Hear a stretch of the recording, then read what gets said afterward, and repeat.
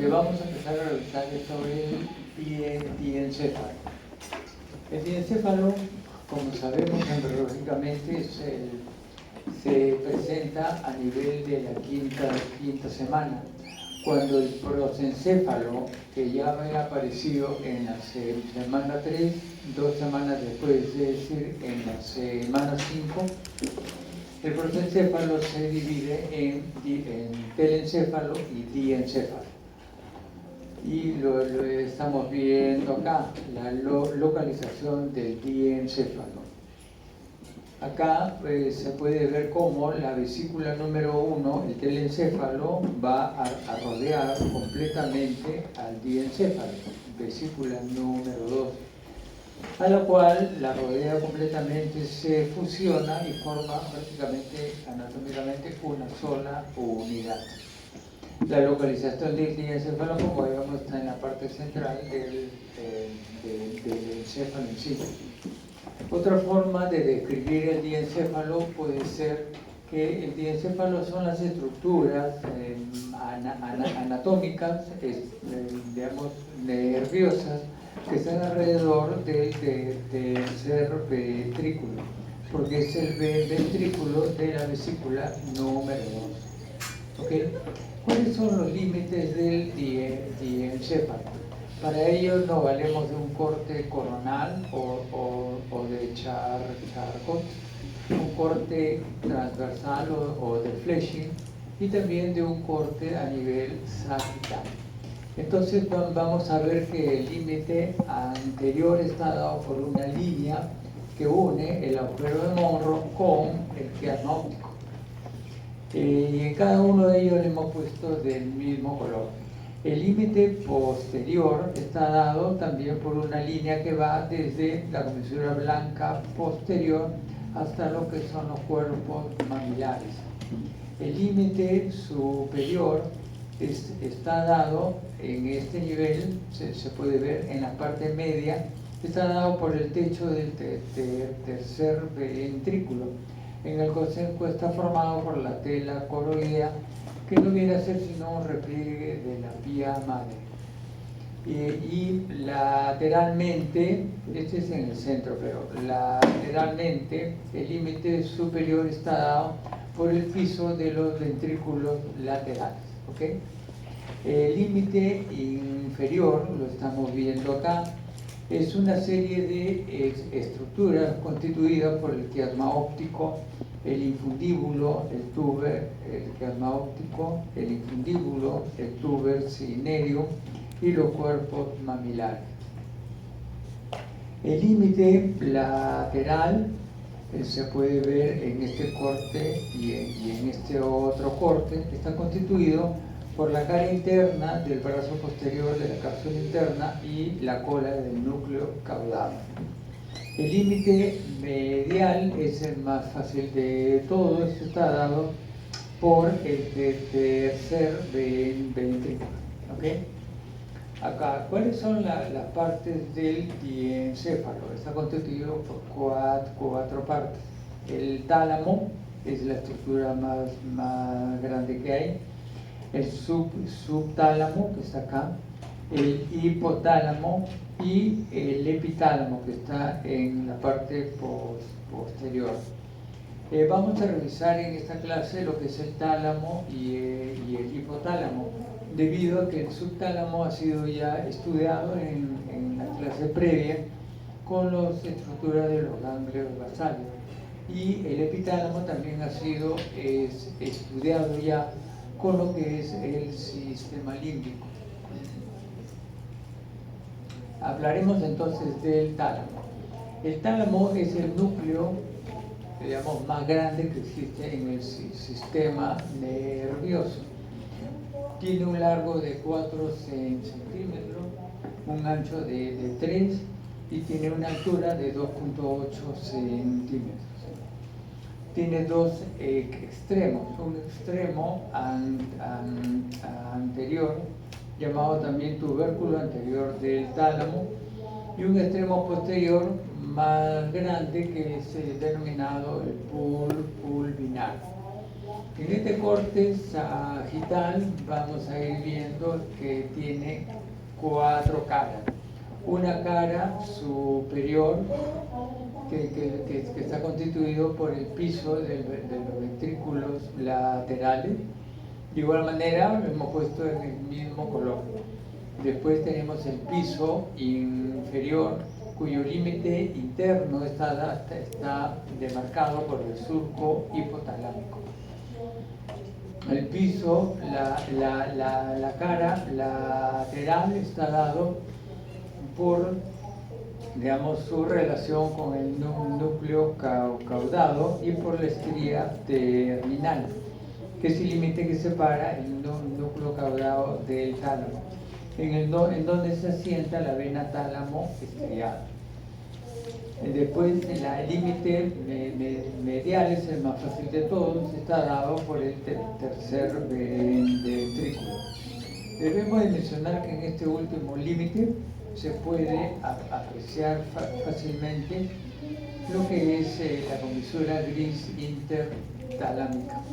De comisura gris, de comisura no tiene más que el nombre, porque no es una banda de fibras que están conectando dos estructuras. Viene a ser uno de los tantos núcleos que tiene el tálamo óptico. La estructura interna del tálamo está demarcada de la siguiente forma. En este esquema Netter, que ya tiene una buena cantidad de años, no ha sido superado hasta ahora. Lo que vamos a ver es de que existe una banda de sustancia blanca que atraviesa completamente la estructura del tálamo en la parte central y tiene una forma de I y que puede ya dividir fácilmente el tálamo en 3 partes. Una parte anterior, una parte lateral, mucho más grande, y una parte medial. ¿Okay? Y por fuera de la parte lateral se encuentra la lámina medular externa. Entonces, gracias a estas dos estructuras se puede más o menos dividir los núcleos en su agrupación. Tenemos el grupo nuclear anterior, dado por el núcleo dorsal, medial y ventral. Tenemos el grupo nuclear medial, que está dado fundamentalmente por el núcleo dorso mediano. Tenemos el grupo nuclear de la línea media, que se encuentra aquí. Está dado por diferentes núcleos de paraventricular, anterior y posterior, romboidal, un núcleo de unión, que viene a ser pues lo que habíamos mencionado previamente, ¿no?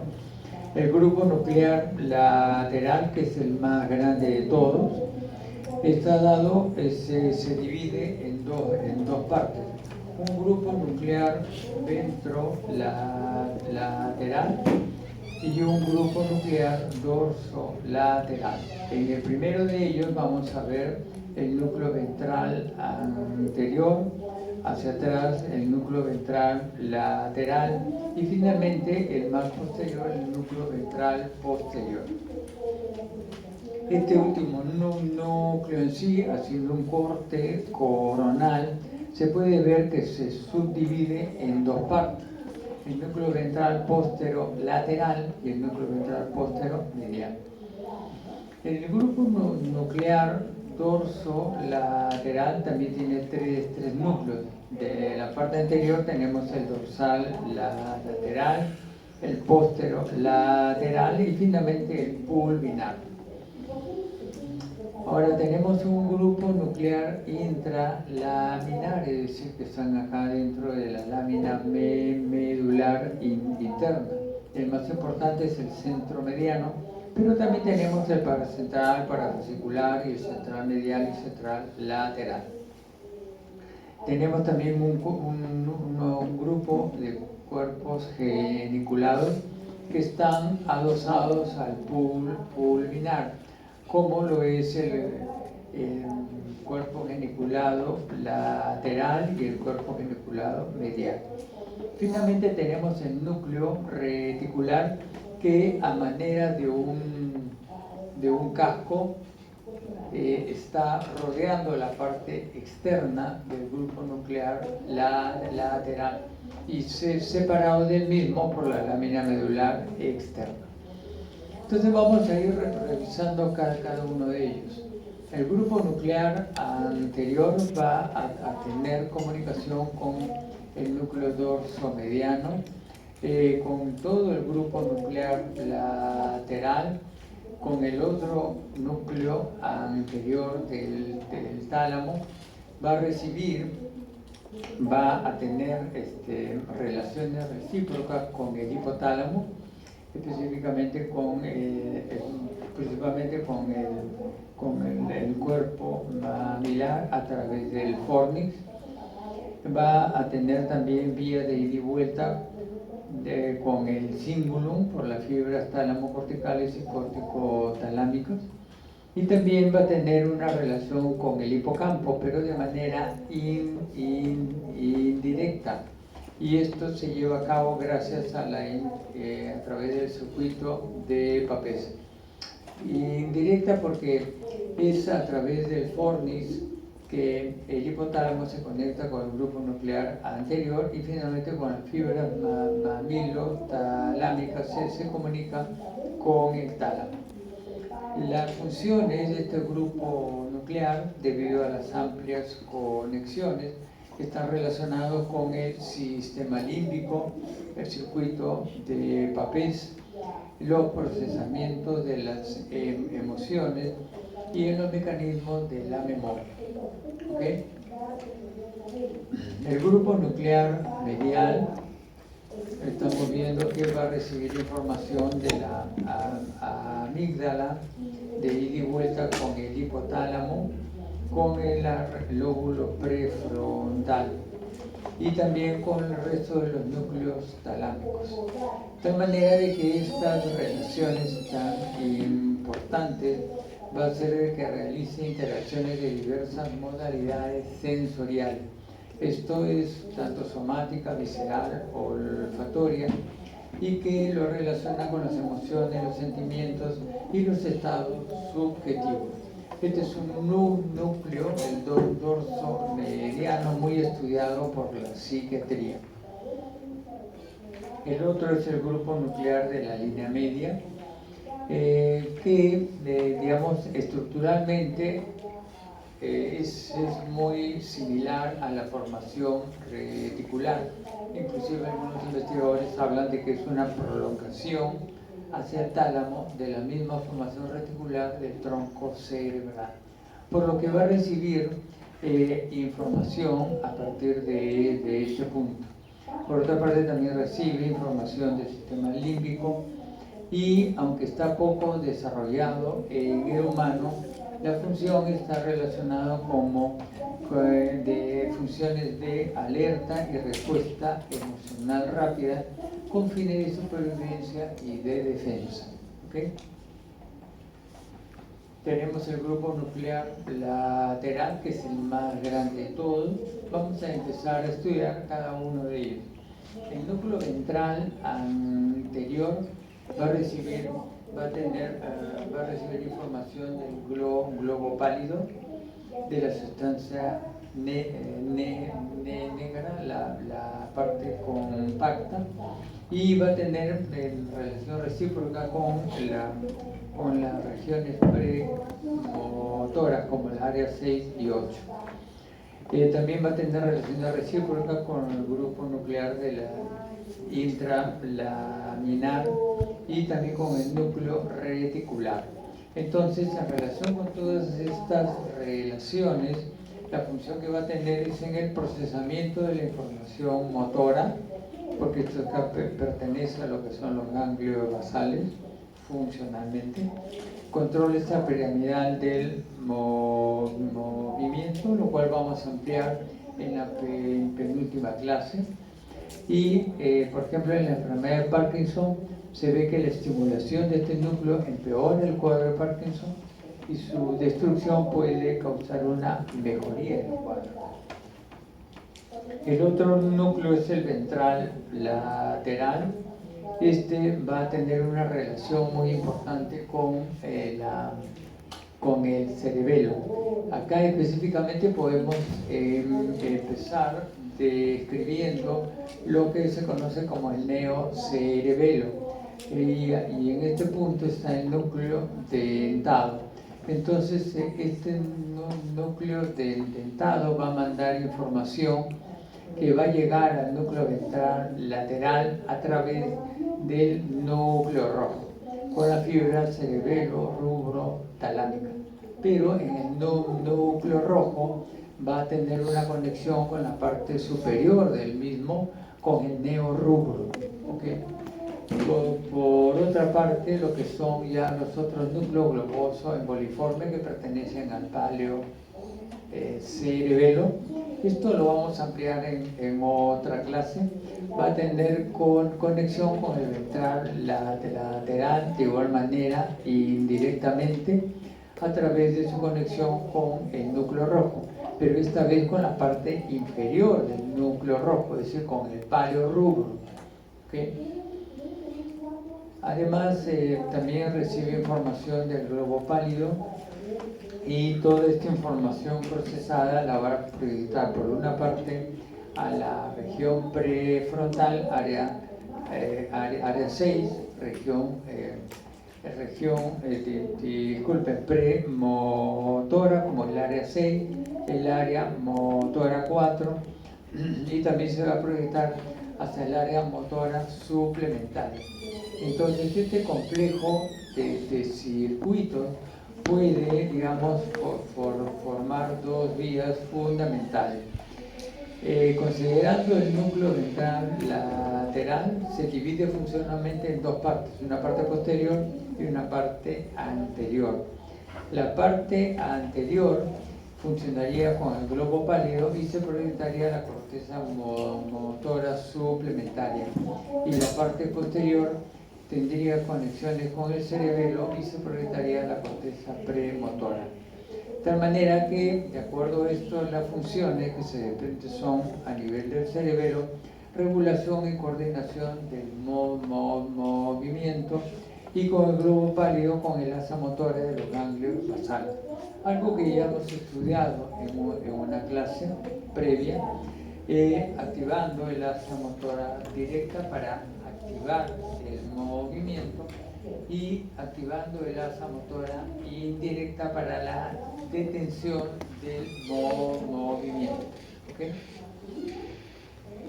El grupo, tenemos ahora el núcleo ventral posterior, como hemos explicado, se subdivide en dos partes: ventral postero lateral y ventral postero medial. Entonces este núcleo en sí, estos dos tienen una distribución de la sensibilidad del cuerpo de manera somatotópica. De esta manera que el núcleo ventral posterolateral va a recibir información sensitiva de todo el cuerpo y del cuello, y el ventral posteromedial de la cabeza. ¿Okay? Ahora, funcionalmente, estos dos núcleos en sí pueden dividirse en tres partes: una parte anterior, una parte media y una parte posterior. Y desde el punto de vista funcional tiene importancia esto, porque el núcleo anterior es para la sensibilidad propioceptiva, es decir, para la sinestesia, en este caso propioceptiva consciente. La del centro es para el tacto, y la parte posterior para la nocicepción, es decir, para el dolor. Entonces, analizando, en este caso vamos a ver, por ejemplo, que el hemicuerpo izquierdo, la sensibilidad del hemicuerpo izquierdo va a ser vehiculizado por los fascículos de Bowley-Burdas, y el cual a nivel del tronco cerebral cambia el nombre como el menisco medio, llegando finalmente al núcleo ventral posterolateral.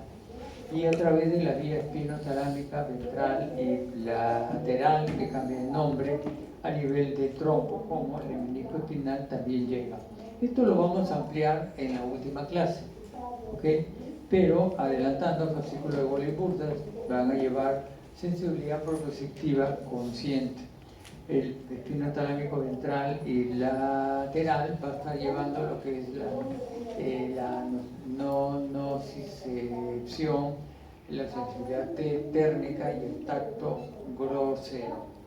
Otra vía interesante es la vía del fascículo espino-tectal. Una vez que ha procesado la información, esta se dirige hacia las áreas 312, que es el giro postcentral, y va a distribuir la información de la sensibilidad de manera somatotópica, específicamente en un homúnculo sensitivo que se encuentra en este nivel. Con respecto a la sensibilidad de la cara, en este caso estamos representando la hemicara izquierda, el núcleo trigeminal espinal participa con el núcleo trigeminal principal y a través del menisco trigeminal llega al núcleo ventral posteromediano. Y de aquí entonces se proyecta lo que es también el área 312, pero a lo que corresponde a la región de la cara. ¿Okay? Todo esto lo vamos a ampliar en la última clase. También se agrega para esta región el núcleo gustativo a través del fascículo solitario, el menisco gustativo, a este núcleo en sí, y desde aquí se proyecta hacia las áreas primarias gustativas del cerebro, que es el opérculo frontoparietal y la ínsula anterior. Entonces, de todo esto que hemos explicado, las funciones están relacionadas ¿con qué? Con la sensibilidad táctil, termogésica, proprioceptiva, consciente, pero también con la sensibilidad gustativa. ¿Okay? El otro núcleo es el núcleo dorsolateral. Este va a tener, digamos, conexiones recíprocas con el área 3940 y también con el cíngulo, áreas 32, 24, 23 y 31. La función de este núcleo dorsolateral está relacionado con el aprendizaje y ciertas conductas emocionales, alimenticias, albergue y de sexo. El otro núcleo, el posterolateral, va a recibir información del núcleo ventral posterior y va a recibir información del área 5, que es el área somatosensitiva secundaria. Toda esta parte lo vamos a ampliar en la última clase, y va a proyectar hacia las dos áreas 5 y 7, que ambas son somatosensitivas secundarias. La función de este núcleo posterolateral se considera un núcleo de integración de la sensibilidad somática y que trabaja en paralelo con el núcleo ventral posterior. ¿Okay? El núcleo pulvinar es uno de los más grandes, tiene relaciones recíprocas con los lóbulos parietal, temporal, occipital, y también con las áreas 39 y 40. También, y una vez que ha tenido procesamiento de toda esta información, se va a proyectar al área visual primaria 17 y el área visual secundaria 18 y 19. Por otra parte, el núcleo pulvinar trabaja en paralelo, en conjunto con el núcleo posterolateral, y va a recibir información ambos desde los colículos superiores, que tiene que ver con reflejos oculares, y va a proyectar este procesamiento de la información al área occipital. Entonces la función, estamos viendo que puede formar en este segundo caso una vía visual extragenicular, ¿ok? Para llamar la atención en objetos de interés en el campo visual sin necesidad de una percepción visual consciente, es decir, una respuesta rápida, inconsciente, automática y que nos puede salvar de un objeto que se nos viene a nuestro campo visual. ¿Okay? El grupo nuclear intralaminar, el más importante es el centro mediano, va a recibir información amplia a partir de la formación reticular, el tracto espinotalámico, núcleo basal de Meynert, que ya hemos explicado que es un núcleo serotoninérgico, también del tracto trigémino talámico, y se va a proyectar a amplias regiones del cerebro, también hacia el cuerpo estriado.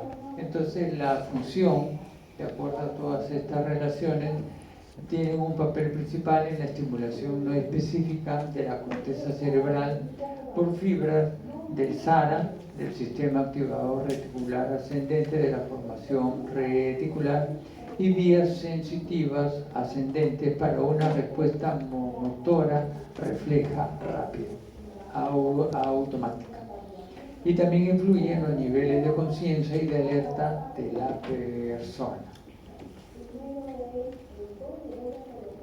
Los cuerpos geniculados, acá vamos a mencionarlo muy brevemente, porque esto se amplía en la última clase. Tenemos el cuerpo geniculado medial, cuerpo geniculado lateral. El primero de ellos va a recibir las aferencias auditivas, ¿ok? A través del brazo conjuntival inferior, y va a proyectar la información al área auditiva primaria. Como hemos visto en la clase número 1, esta área auditiva primaria son los giros transversos de Hessel, el área 41 y 42, que están en la parte interna y superior del primer giro temporal, en la parte interna. Ok, y se proyecta a través de las radiaciones de Pfeiffer. El otro, el lateral, va a recibir aferencias visuales a través del brazo conjuntival superior y se proyecta al área visual primaria o área 17, que está en los labios de la cisura calcarina en el lóbulo occipital, a través de las radiaciones de Gatriolet. Entonces la función, bueno, es obvia, ¿no? Tiene que ver con acá se forma la neurona número 3 de la vía visual y la vía auditiva, algo que vamos a ampliar en la última clase. Finalmente tenemos el núcleo reticular, que como hemos visto se encuentra en esta localización. El núcleo reticular tiene una localización estratégica. ¿Por qué razón? Porque estas células del núcleo reticular, que son GABAérgicas y inhibitorias, van a tener una importancia tal de que toda la comunicación que vaya de las fibras tálamo-corticales, ya sea de los núcleos talámicos específicos como el núcleo anterior, ventral lateral, ventral posteromedial, ventral posterolateral, cuerpo geniculado lateral, cuerpo geniculado medial, todos estos núcleos talámicos en su proyección tálamo-cortical, cuando van a llevar esta información a la corteza, inmediatamente van a pasar la información también al núcleo reticular del tálamo. Por otra parte, cuando la corteza recibió la información del tálamo, la procesó y va a mandar su orden para inhibir o activar, en fin, las funciones del tálamo, también de igual manera va a proyectar una información de su respuesta a la célula del núcleo reticular. Es decir, aquí se convierte en una Magali Medina, se entera de todo sabe, sabe la información que va a ir a la corteza y se entera la respuesta de ella. De tal manera de que el núcleo reticular del tálamo puede ejercer una función inhibidora de acuerdo a la función que ellos ejercen, que vamos a explicarlo ahora, de los núcleos talámicos descritos, o inhibiendo a un inhibidor para activarlo o estimularlo. Es decir, tiene una función fundamental, ¿no? Entonces acá su función está relacionada con la regulación cortical de la actividad talámica.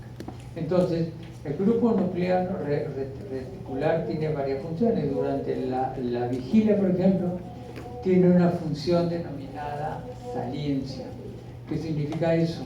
Que aísla cualquier nueva experiencia auditiva, visual, táctil, del ruido de fondo normal de la actividad neuronal, mejorando la señal. Es decir, el núcleo reticular nos permite en un ambiente ruidoso, digamos, prestar atención a determinados tipos de ruido y tratando de opacar el ruido de fondo que hay. De esta manera que podemos escuchar un buen chisme dentro de un barullo de gente que haya, ¿no?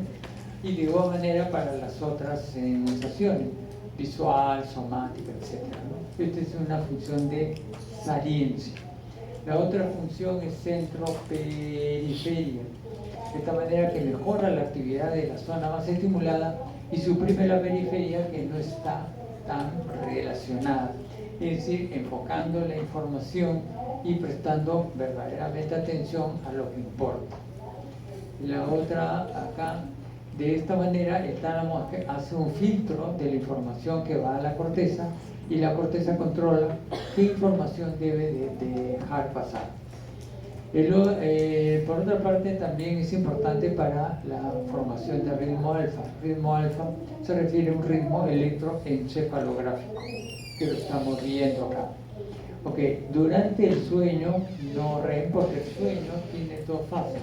Un sueño REM, que son los movimientos oculares rápidos, ¿okay? Y el sueño no REM, que carece de eso. Es importante las dos fases. Entonces, durante el sueño no REM ocasiona este grupo nuclear reticular la oscilación. ¿Qué significa eso? Que todas las neuronas del tálamo y la corteza emiten potenciales de acción de manera rítmica y sincrónica. Es decir, hay periodos en los cuales durante el sueño no REM toda la célula, toda la corteza cerebral se activa como una ola y en un momento dado se desactiva, todas en conjunto, se activa, se desactiva. Así como en un estadio, en un partido de fútbol, se forman esas olas, de igual manera pasa acá. De tal manera que puede hacerse que el tálamo y la corteza entran en un estado de mutua y rítmica activación e inhibición. Pero ¿quién hace eso? El núcleo reticular del tálamo. De tal manera que este circuito de activación es seguido, se activa el núcleo reticular, se activa la corteza y después pasa un periodo de inhibición, formando el denominado ritmo de delta, de tal manera que acá se activa, se desactiva la corteza, se activa, se desactiva, se activa, se desactiva, etcétera, etcétera, etcétera. De esta manera de que el cerebro puede grabar la información, el cerebro graba, el hipotálamo graba la información aprendida durante el día. Entonces es un mecanismo muy importante para la consolidación de la memoria. Y el tiempo que lo hace es muchísimo más rápido, unas 40, 50 veces más rápido en el tiempo que lo que se hace normalmente cuando estamos despiertos. ¿Ok? Como le dije, activación, desactivación, activación, inhibición, activación, inhibición, etcétera, etcétera. Es así como funciona. Ahora tenemos la clasificación de los núcleos del tálamo. Tenemos núcleos específicos o de relevo, están todos estos núcleos que están acá. Núcleos de asociación, están estos otros. Núcleos no específicos, que muestran acá. Otra forma de dividir a los núcleos es por filogenéticamente. El arquitálamo está dado está por estos núcleos que están acá, el paleotálamo por estos otros y el neotálamo por estos otros. ¿Ok? Debemos de ver de que la conexión tálamo-cortical es a través de las radiaciones talámicas que la estamos viendo acá. Tenemos una radiación anterior, una superior, una posterior y una inferior. La anterior va hacia la corteza prefrontal, circunvolución del cíngulo, la superior a la corteza premotora, motora y somatosensitiva, la posterior a la región posterior del lóbulo parietal y temporal y el lóbulo occipital, y la inferior a la región anterior del lóbulo temporal y la corteza orbital. ¿Ok, jóvenes? El tálamo participa en unos circuitos importantes, como son el circuito tálamo-córtico talámico, que ya nos ha explicado la función de oscilación. Tenemos el circuito de cerebelo rubro tálamo córtico ponto cerebelosa, que lo vamos a ampliar en la clase de cerebelo. Tenemos la vía, el circuito córtico estriado pálido tálamo cortical, que ya lo hemos estudiado en la clase de ganglio basal. Ok, jóvenes, vamos a ver qué hora es. Hipotálamo. El hipotálamo, como podemos ver, es una estructura pequeñita que se encuentra acá, apenas del tamaño de un garbanzo, según dicen los expertos, de 4 gramos de peso. Sin embargo, tiene funciones fundamentales, ¿no? Acá se encuentra, en esta región se encuentra el hipotálamo, en esta parte de acá. Las funciones son múltiples. Tenemos una función endocrina, neurovegetativa, regulación de la temperatura, impulso de la sed, impulso del hambre, homeostasis corporal, respuesta al estrés psicológico, ataque y defensa, comportamiento emocional, ciclo de sueño-vigilia, actividad sexual, la memoria. Como ven, son múltiples las funciones que tiene esta estructura tan pequeña, ¿no? Vamos a ir hablando de cada una de ellas, pero primero empecemos por los límites. El límite superior, en este caso, está dado por el surco hipotalámico, por lo menos en la cara interna se puede apreciar eso. El surco hipotalámico hacia abajo tenemos el hipotálamo. El límite inferior está dado por el quiasma óptico, el tuber cinerio o infundíbulo. Tenemos los cuerpos mamilares. El límite anterior está dado por la lámina terminal, que se distribuye desde la comisura blanca anterior hasta el quiasma óptico. El límite posterior vamos a ver que está dado por el tegmento mesencefálico. Y el límite medial, es el más fácil de todo, está dado por el tercer ventrículo. Ok, límite lateral está dado por la parte, por la cápsula interna. Las subdivisiones y núcleos en sí, a pesar de que apenas pesa 4 gramos y ese tamaño tan pequeñito, está constituido por una serie de núcleos con funciones importantes.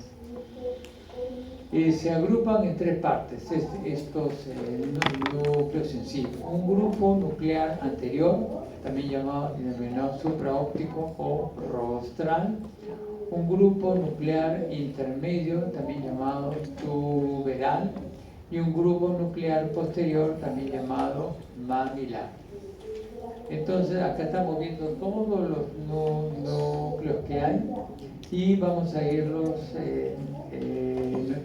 enumerando. En la región anterior tenemos el preóptico medial y el preóptico lateral. tenemos el núcleo supraquiasmático, tenemos el núcleo supraóptico.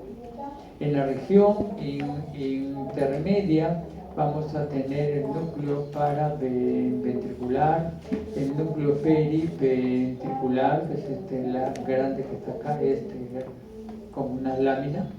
Tenemos lo que es el núcleo infundibular, arciforme o arcuato.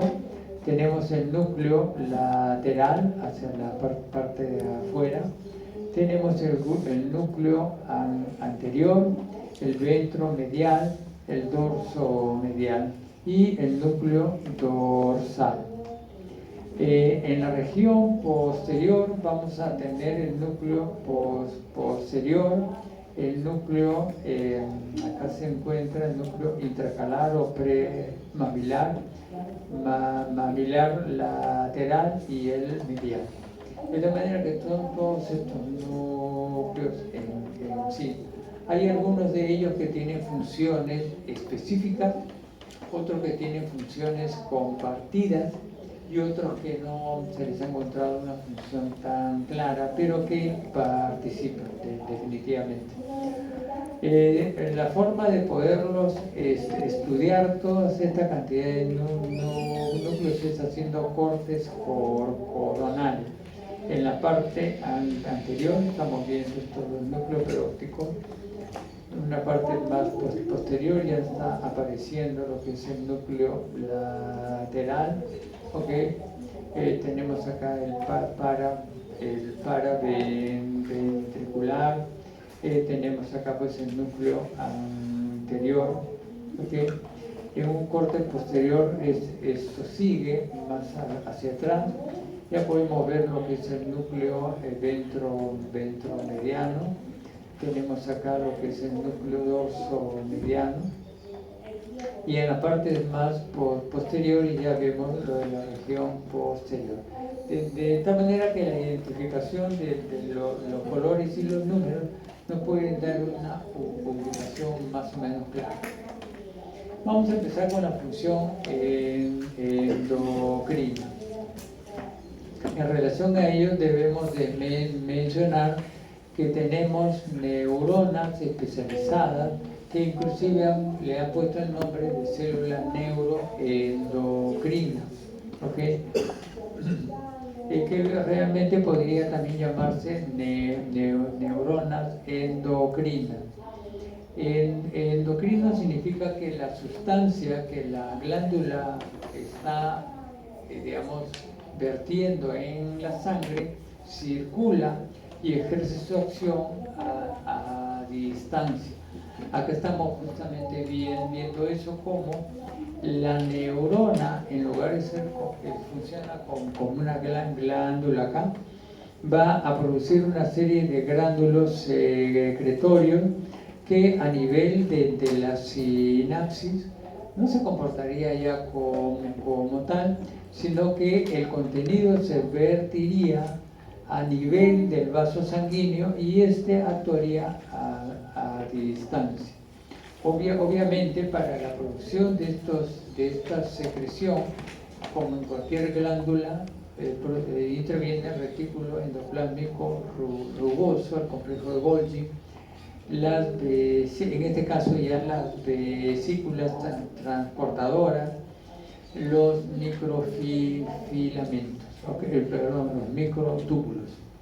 Ok, aquí estamos viendo dos formas como hacen esta función. En este lado izquierdo vamos a ver que va a formarse desde el hipotálamo, el tracto hipotálamo hipofisario, que va a secretar el producto a nivel del lóbulo posterior de la hipófisis y directamente a través de la sangre ejerce su función en los tejidos diarios. La segunda forma como lo hacen es con un axón más corto. En este caso tenemos el tracto túbero infundibular, que va a secretar de igual manera en la sangre, pero en un circuito porta arterial que une esta parte final del hipotálamo con el lóbulo anterior de la hipófisis. En este nivel se libera el producto, actúa sobre las glándulas, sobre las células endocrinas de la adenohipófisis, y ellas finalmente van a producir las hormonas que hacia el tejido diana. Es decir, en las dos formas se cumple exactamente igual, o sea, la secreción de la neurona se vierte a la sangre. Solamente que en el primer caso esta sangre va a llevar a la secreción a nivel sistémico, y en el segundo caso la sangre lo va a llevar solamente a la adenohipófisis. ¿Ok? El ejemplo que tenemos acá es, en el segundo caso, la TRH o hormona estimulante de la tiroides, ¿ok?, que va a llegar a este nivel, va a estimular las células endocrinas de la adenohipófisis, y ella, la célula tirotropa, va a secretar finalmente la TSH, que llega hasta la tiroides. ¿Ok? Bien. Aquí, en este caso, el transporte a nivel del axón se lleva a cabo porque el producto secretor se une a una proteína llamada neurofisina, y ella lo transporta hasta, digamos, la eliminación. ¿Okay? En este caso tenemos la ADH, la hormona antidiurética, la cual se secreta a nivel de los vasos sanguíneos que están en la adenohipófisis, y cumple su función directamente hacia la célula el tejido diana, que es el riñón, inhibiendo la formación de orina. Entonces vamos a ir viendo esto. Son dos sistemas diferenciados. Acá tenemos el sistema neuroendocrino macrocelular. Macro significa de que las células son grandes. A ver, esta niña que está con el celular, justamente tú, ¿por qué crees que se llama neurona macrocelular?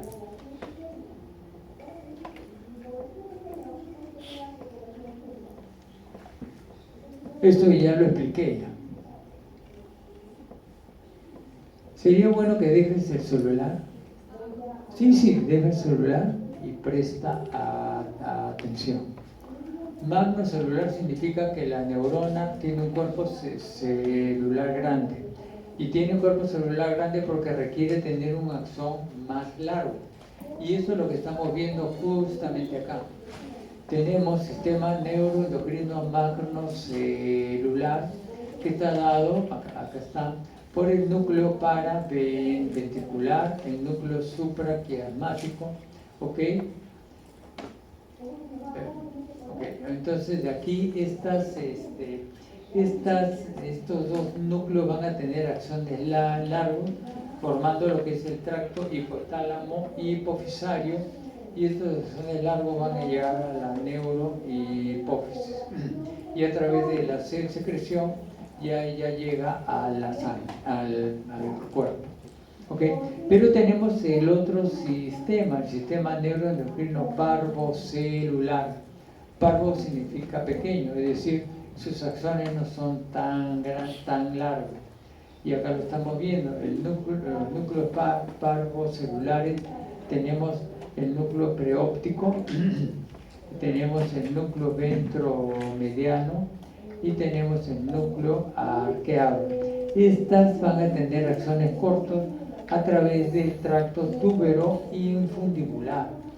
Estos axones son más cortos que estos, de esta manera que van a drenar su secreción a nivel de un sistema porta arterial, llevando las secreciones hacia lo que es la adenohipófisis. ¿Okay? Entonces vamos a ir viendo cada uno de ellos. Sistema neuroendocrino parvocelular, ya lo hemos descrito acá, por el denominado tracto túbero infundibular. Entonces acá tenemos al uno de ellos, ¿okay? Tenemos acá, por ejemplo, ejemplo, la liberación de hormonas hipotalámicas en este nivel, su acción a nivel de las células del lóbulo anterior de la hipófisis, y se refiere al control de las neuronas en sí que están acá, ¿ok?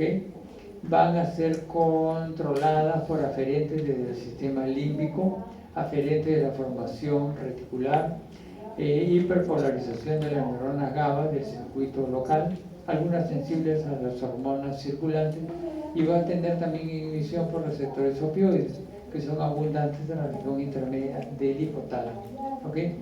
Y aquí es otro esquema, claro, esto ya para que tengan una aproximación de las neurohormonas o factores liberadores dados por el hipotálamo, cómo llegan a la adenohipófisis, y las células glandulares de la adenohipófisis finalmente van a secretar las hormonas correspondientes para las funciones respectivas.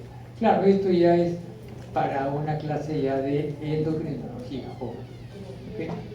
Ahora tenemos el otro, el sistema endocrino magnocelular, porque tenían axones largos, ¿ok? Tracto hipotalámico y hipofisario. Y aquí, haciendo un corte a nivel de esta región, vamos a ver cómo las sustancias, las neurohormonas, van a formar cuerpos tan grandes que van a formar lo denominado cuerpo de GR. El ejemplo tenemos acá una secreción, la hormona antidiurética, también llamada vasopresina, que se libera a nivel de la neurohipófisis, pasa directamente a la sangre y va a actuar a nivel del conducto colector tubo contorneado distal para absorber el agua. ¿Okay? Y estas núcleos que están acá, el paraventricular y el supraóptico, van a tener unos quimioreceptores especializados porque lo van a activar cuando aumenta la osmolaridad, es decir, cuando hay mayor concentración a nivel de la sangre.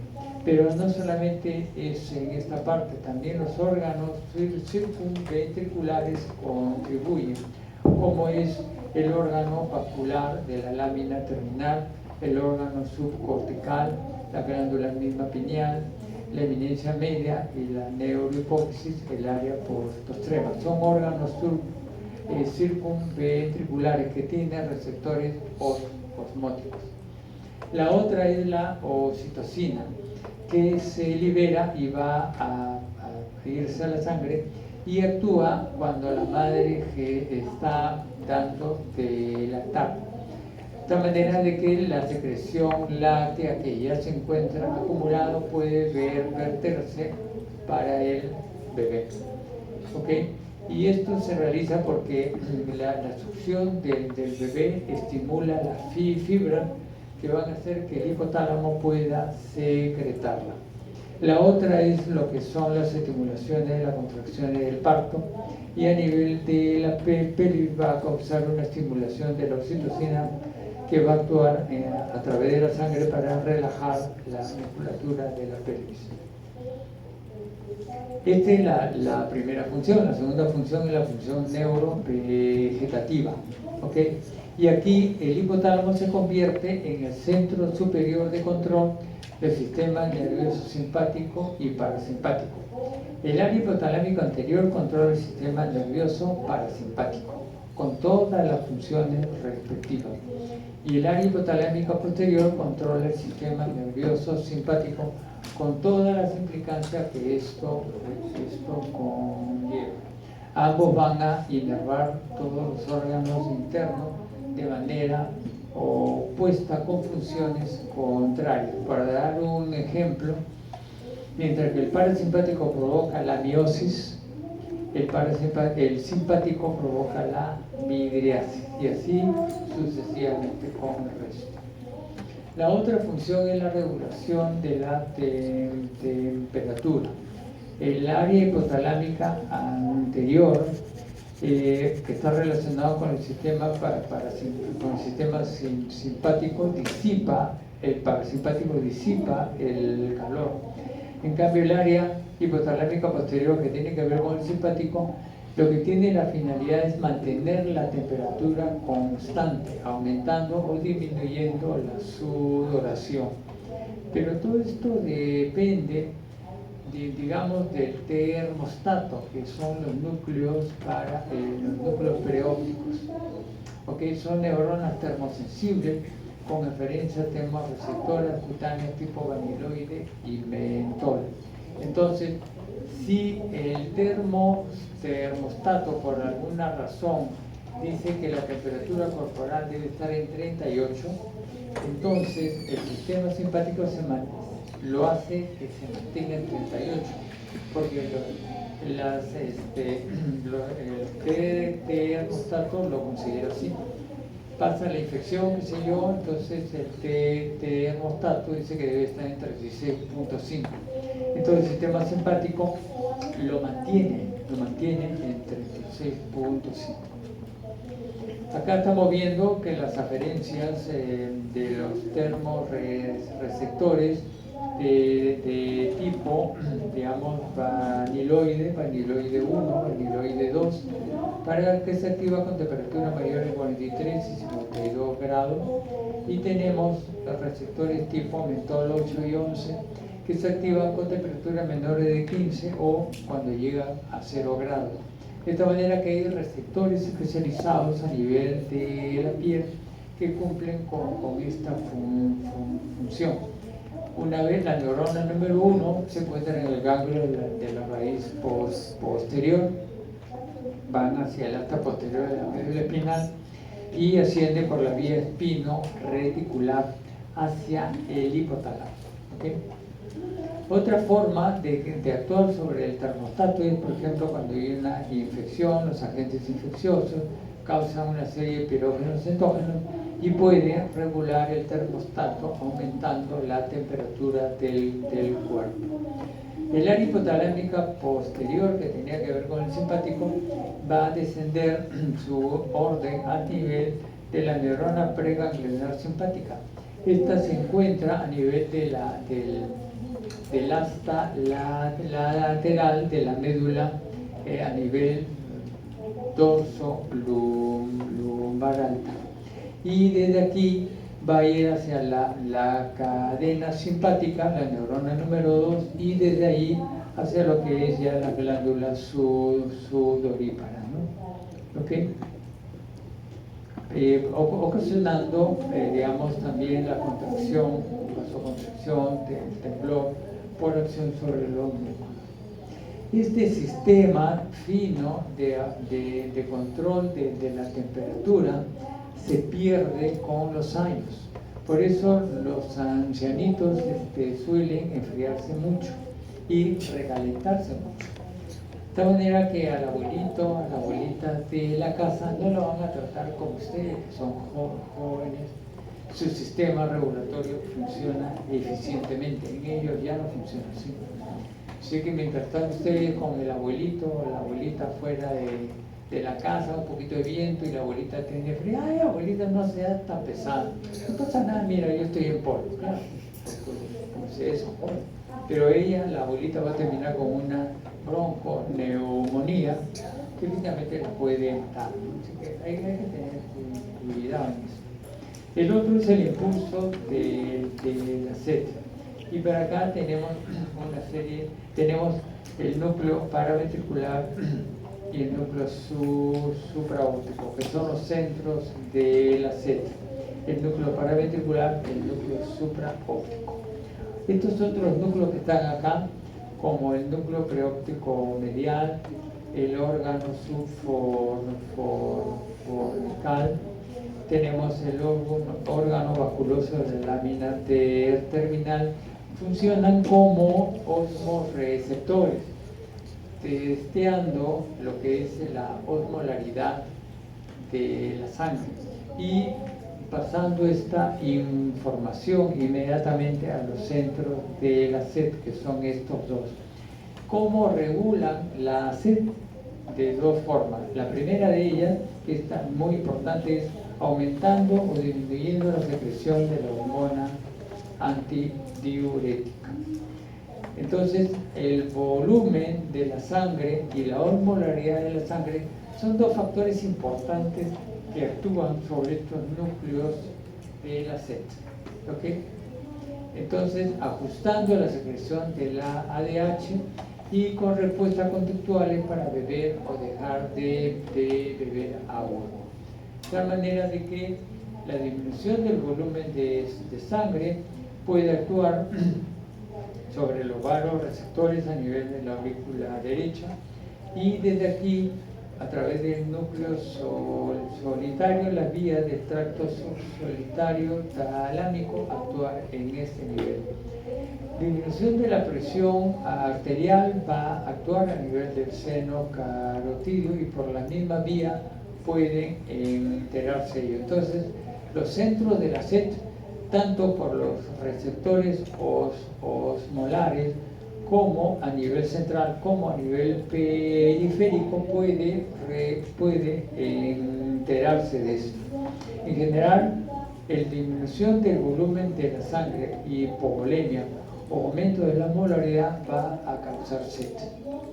Disminución del volumen sanguíneo ocasionará un aumento de la ADH y esta disminución de la diuresis. Aumento del volumen, lo contrario, disminuye la ADH y aumenta la diuresis. Disminución de la osmolaridad disminuirá el ADH y aumentará la diuresis.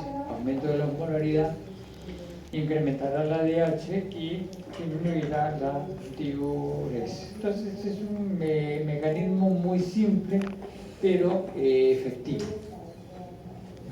El impulso del hambre es un poco más complejo. Vamos a tener acá un control dual. Por una parte tenemos el núcleo lateral, que es el denominado centro del hambre, lo hemos puesto del mismo color. ¿Okay? En animales, por ejemplo, la lesión de este núcleo causa afagia, es decir, no comen nada y se mueren de inanición, y su estimulación ocasiona hiperfagia y se vuelven obesos. Pero tenemos el otro, que es el denominado centro de la saciedad, que es el núcleo ventromediano. En animales igual, la lesión provoca hiperfagia y se vuelven obesos, y su estimulación provoca afagia y se mueren de hambre. ¿Okay? El núcleo arcuato, por una parte, el núcleo paraventricular funciona como colaboradores de estos dos, de este centro dual. Estos, por ejemplo, estos núcleos en sí, paraventricular y arcuato, van a recibir información del grado de distensión y actividad del tubo digestivo. Por esa razón, estamos con hambre, comemos, digamos, el estómago se distiende y se nos quita el hambre. Y esto es un experimento que se ha hecho ya de hace mucho tiempo. Una persona puede estar con hambre y le ponemos una sonda nasogástrica.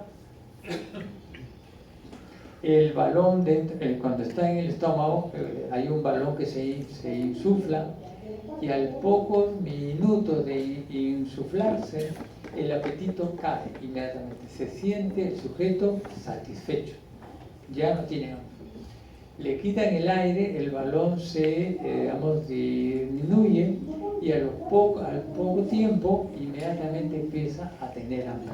Entonces este es un estímulo importantísimo que actúa a nivel de estos dos centros, paraventricular y arcuato, que a su vez activan o desactivan el centro dual.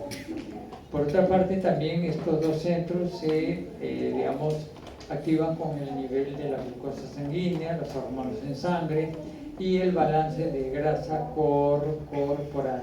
En realidad hay una serie de sustancias y todas estas cosas, como lo estamos viendo acá, que complican mucho más esto, pero que ya entran en el terreno de la gastroenterología y en parte también la endocrinología. ¿Ok, jóvenes?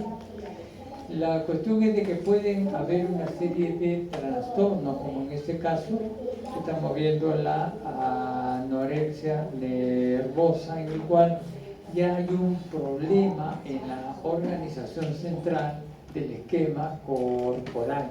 Esta niña se ve gorda y de esta manera que su esquema cambia. Y por más que está hueso y pellejo, ella aún se considera que está gorda. Y el otro problema es la bulimia, en el cual se tiene atracones y después se vomita para poder eliminarlo. Son solamente dos ejemplos de las alteraciones que puede haber, ¿no? Y la otra es la respuesta al estrés psicológico. Y aquí el género, el sexo, tiene importancia, ¿no? Por ejemplo, en general los hombrecitos pues tienen la tendencia a la lucha o la huida, y esto es debido a que su sistema hormonal está diseñado de la siguiente forma. Aquí, ante el estrés, se libera ACTH, ¿ok? La ACTH bueno, lo primero que hace es el hipotálamo, segrega la CRH, que es la hormona estimulante de la corticotrofina. Esta va a actuar sobre la adenohipófisis. La adenohipófisis secreta la ACTH, la hormona adrenocorticotrófica. Esta se libera a la sangre y actúa a nivel de la corteza de la glándula suprarrenal para liberar el cortisol y mantenernos activos. Claro, cuando está en mucho nivel y por mucho tiempo, el estrés causa daño, pero es normal que el cortisol aumente a las 8 de la mañana para justamente despertarnos y estar pilas, estar activos. Cuando el cortisol no se eleva en la mañana, estamos medios, entre comillas, aplatanados. Falta un sueño, un fastidio, cansado, los ojos se nos cierran, porque el cortisol no llegó al nivel bueno. O sea, normalmente está bien, pero cuando dura mucho tiempo es malo. Este sistema, digamos, estamos viendo acá, es el paraventricular, el que libera la CRH, ¿okay? Y se ve potenciada por la ADH, la hormona la hormona antidiurética. De esta manera de que las hormonas, ya lo van a ver en endocrinología, no tienen acciones únicas, también pueden tener acciones mixtas. Entonces la respuesta a todo este sistema es que se activan los músculos y el hombre, el niño, el hombre en general, actúa de manera rápida con la lucha o la huida. En cambio, la mujer ante el estrés, ¿cómo reacciona? Reacciona cuidando y haciendo amigo. Es una estrategia totalmente diferente, ¿okay? El hombre reacciona de una manera general y la mujer reacciona de otra. Son diferentes, pero interesantes, son complementarios. Y si se suman las dos, la potenciación es bastante grande. Acá el sistema cambia, ya no es de esta manera, ¿no? Acá se produce la NRH, que es la hormona liberadora de la gonadotropina por el hipotálamo. Esta llega a la adenohipófisis, la adenohipófisis secreta la FSH, la hormona estimulante de los folículos, y a nivel del ovario produce estrógeno. Pero la oxitocina, que tenía una función, al igual que la ADH, va a activar mayor este sistema.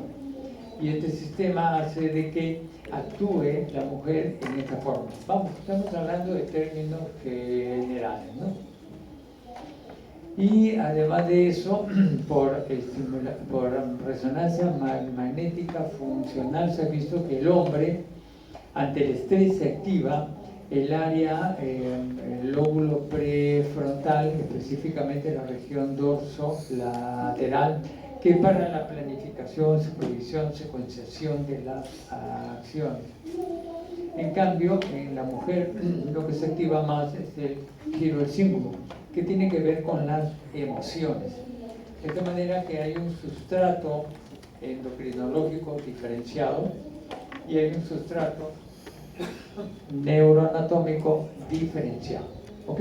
Por eso que el hombre y la mujer son diferentes. Gracias a Dios. Ataque y defensa. Acá, digamos, inicialmente estos centros del apetito, el núcleo lateral, que es el centro del apetito, el núcleo ventromedial, que es el centro de la saciedad, en los experimentos que hicieron fueron de que no solamente, digamos, había una alteración en comer o no comer, sino que los animalitos cambiaban de tal manera de que los que comían mucho se volvían agresivos y los que no comían, por los experimentos que ya hemos explicado antes, se volvían completamente mansos. Entonces, ¿qué es lo que pasó acá? Que estos dos núcleos también tienen que ver con el centro del humor. De esta manera de que el centro del apetito, que es el núcleo lateral, también es el centro de la agresividad. Y el núcleo ventromedial, que es el centro de la saciedad, es el centro de la pasividad. O sea, tiene, digamos, para nosotros nos gustaría que cada un núcleo tenga una función específica, pero no funciona así, ¿no? Parece que el hipotálamo no ha leído pues, las clasificaciones, los libros.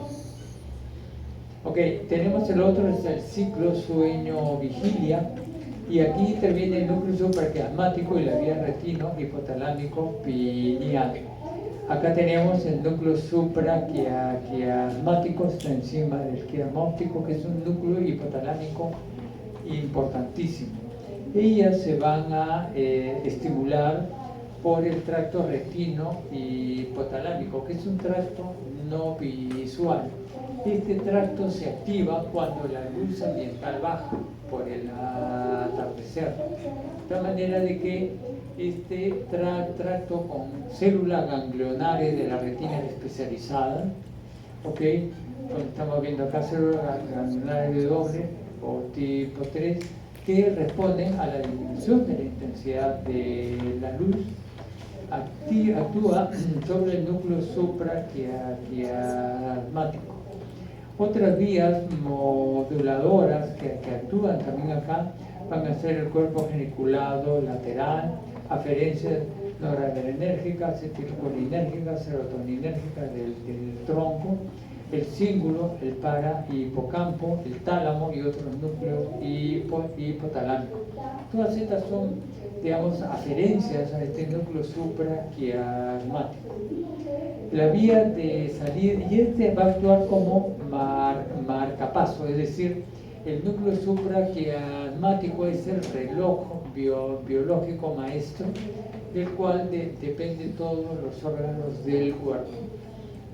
Así como tiene vías aferentes, también tiene vías eferentes hacia el hipotálamo, hacia el tálamo, prosencéfalo basal, cuerpo geniculado lateral.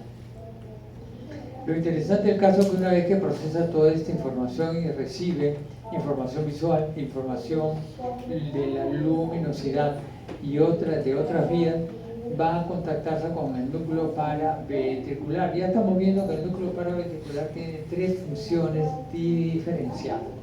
Desde aquí va a formarse una vía que es el fascículo prosencefálico medial, atraviesa todo el tronco cerebral como el fascículo longitudinal posterior o de Schultz, y a nivel de la médula espinal desciende como la vía autonómica central.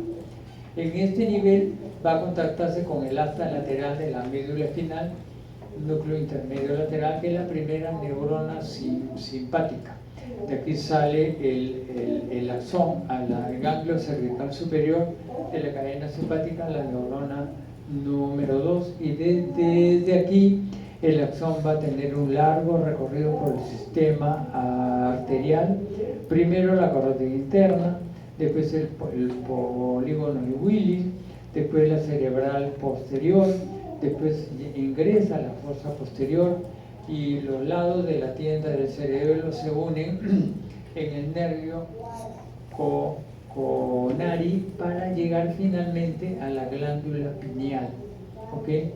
La glándula pineal finalmente va a estimular la secreción de la melatonina y la melatonina se secreta a la sangre e induce el sueño. ¿Ok, jóvenes? Pero esta melatonina no solamente tiene la función de inducir el sueño, tiene la función de reglar, marcar, hacer de marcapaso a todos los relojes biológicos del cuerpo. Todos los órganos se acompasan a esta inducción por la melatonina. De tal manera que yo veo difícil, que uno tenga sueño, porque uno quiera dormir, son las 3 de la tarde, quiero dormir para en la noche irme a una fiesta, y se toma una melatonina. ¿Qué es lo que está haciendo? Está induciendo el sueño, está bien que induzca el sueño, pero está, desajustando el reloj biológico de todo el cuerpo.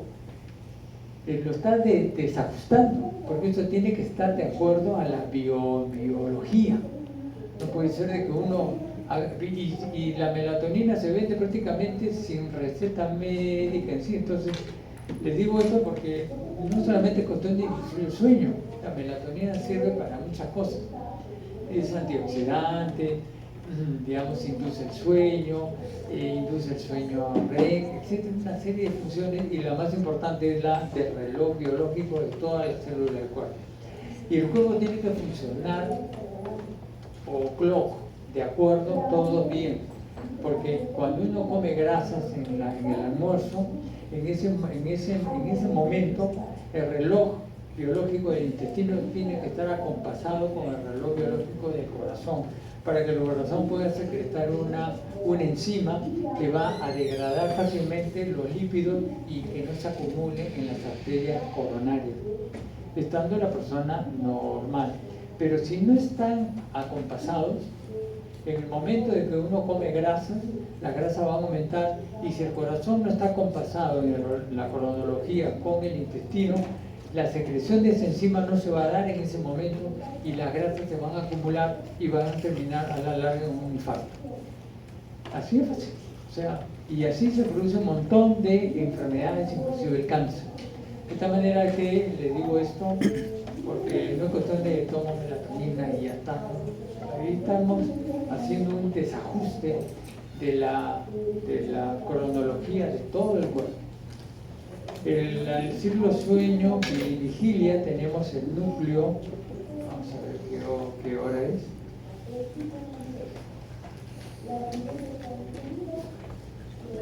Está bien. El ciclo sueño vigilia tenemos acá el núcleo lateral. Este va a secretar orexina, que va a estimular el núcleo túbero mamilar, y este va a secretar histamina o sistema histaminérgico, que va a ir a todo el encéfalo, a la médula espinal, para la función de activación. De esta manera que vean ustedes cómo el hipotálamo tiene que ver con el sueño y la vigilia. ¿Okay? En relación con la activación del sexo, la libido o deseo sexual, vamos a ver que en el hombre vamos a tener que el núcleo perióptico medial, que ya habíamos visto, que tiene que ver con el termostato. En este caso, el hombre va a tener una serie de células denominadas neuronas y NAH3. Experimentalmente se ha hecho en ratas, pero si en el ser humano, en el hombre, le ponemos un estimulador en este punto, el hombre se vuelve calentón. ¿Okay? Empieza a buscar sexo como loco.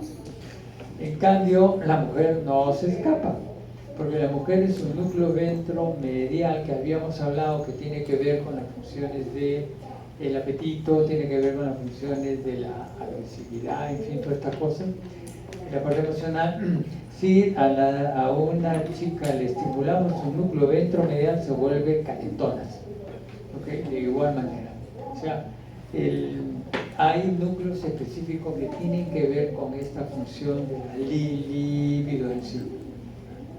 La memoria, ya hemos hablado, el circuito de Papez a nivel del sistema límbico, y esto ya lo hemos visto como el cuerpo mamilar del hipotálamo dentro del circuito de Papez es una parte fundamental para el almacenamiento de la memoria.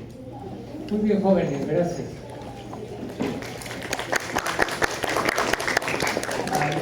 ¿Alguna pregunta?